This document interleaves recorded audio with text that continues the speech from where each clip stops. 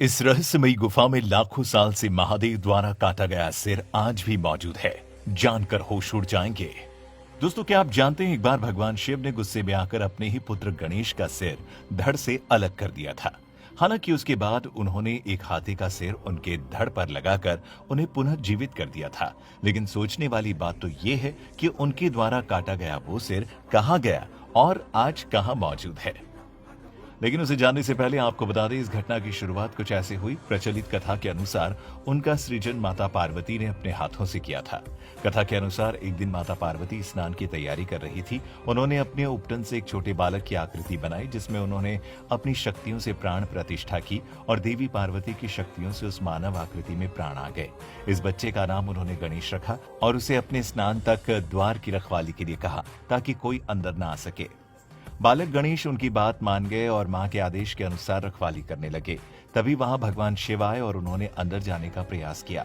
बाल गणेश ये नहीं जानते थे कि भगवान शिव कौन है, इसीलिए माता की आज्ञा का पालन करते हुए भगवान गणेश ने उन्हें रोकने का प्रयास किया। भगवान शिव ने कई बार गणेश को मनाने की कोशिश की, लेकिन वो टस से मस नहीं हुए। ये देख भगवान शिव को गुस्सा आ गया और उन्होंने गणेश को चेतावनी दी।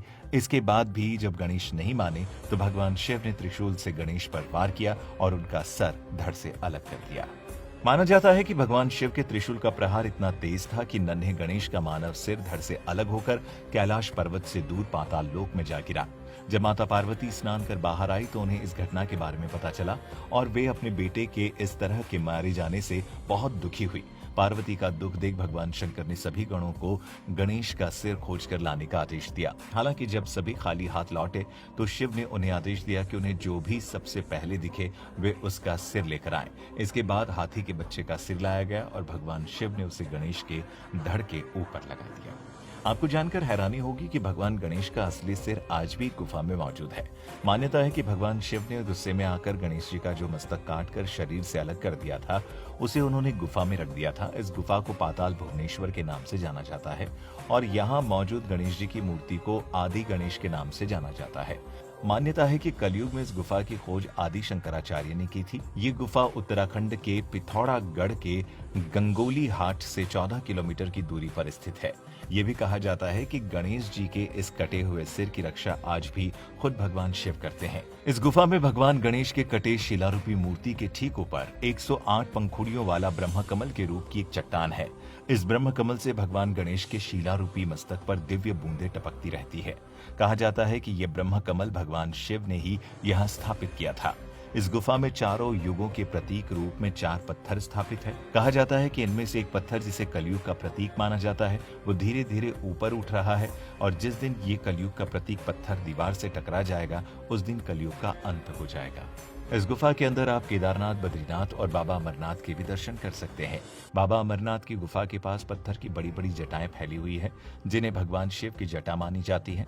साथ ही इस गुफा के अंदर आपको शिव जी की तपस्या के कमंडल और खाल आदि सब दिख जाएंगे। इसी गुफा में आपको काल भैरव की जीभ के भी दर्शन होंगे, जिसके बारे में मान्यता है कि अगर इंसान काल भैरव के मुंह से गर्भ में प्रवेश कर पूंछ तक पहुंच जाए तो उसे मोक्ष की प्राप्ति हो जाती है। लेकिन प्रश्न ये आता है कि गणेश जी के सिर के इस गुफा में होने की जानकारी कैसी मिली। आपको बता दें कि इसके पीछे एक रोचक कहानी है जो त्रेता युग से जुड़ी है।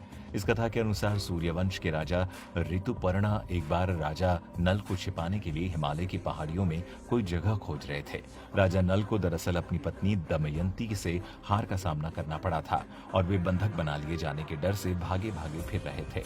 हिमालय में घूमते हुए ऋतुपर्णा एक स्वर्ण हिरण का पीछा करने लगी और जब वे थक गए तो एक पेड़ के नीचे रुककर आराम करने लगे। इतने में राजा को नींद आ गई और जब राजा की नींद खुली तो उन्होंने खुद को एक गुफा के बाहर पाया और जैसे ही राजा ऋतुपर्णा ने उसमें दाखिल होने की कोशिश की, उन्होंने देखा कि शेषनाग इसकी रखवाली कर रहे हैं। शेषनाग ने इसके बाद राजा ऋतुपर्णा को रास्ता दिखाया और अंदर ले गए। गुफा के अंदर जाने के बाद राजा ने देखा कि भगवान शिव और सभी देवतागण भगवान गणेश के कटे हुए सिर की रखवाली कर रहे हैं। कहा जाता है कि त्रेतायुग के बाद किसी ने भी इस गुफा में जाने की कोशिश नहीं की। कहा जाता है कि कलयुग में आदि शंकराचार्य ने इसकी खोज की और उसके बाद से इसे आम तीर्थ यात्रियों के लिए खोल दिया गया। हालांकि आज भी तीर्थ यात्रियों को गुफा में केवल कुछ दूर तक ही जाने की इजाजत है। ऐसा कहते हैं कि गुफा में आज भी भगवान गणेश का कटा सिर मौजूद है और इस गुफा में एक गुप्त रास्ता कैलाश पर्वत तक भी जाता है। साथ ही ये भी माना जाता है कि महाभारत में स्वर्ग जाने के रास्ते के दौरान पांडवों ने इस गुफा के सामने रुककर भगवान गणेश का भी आशीर्वाद लिया और शंकर भगवान के साथ चौपड़ भी खेला था।